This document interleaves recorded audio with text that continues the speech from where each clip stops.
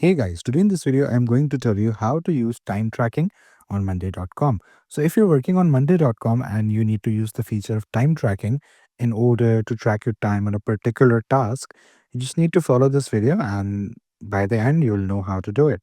So the first thing that you need to do is you need to log into Monday.com. After logging in, what you need to do, you can open up any board that you're working on.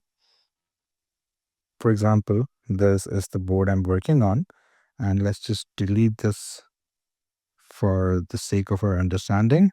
And we can add another column and we can go here on more columns here.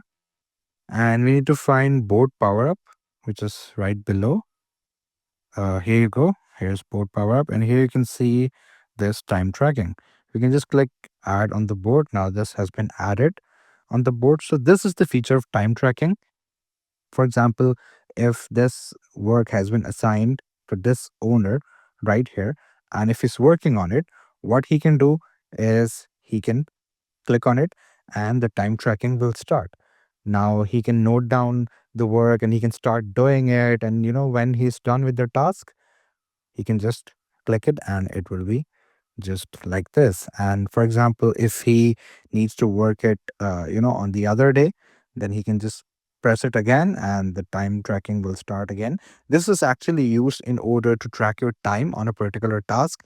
It can be useful in remunerations, payouts, and company related stuff like that.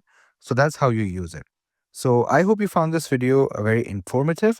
I would really like if you can like the video and subscribe the channel as well, and we'll be back with some more videos just like this.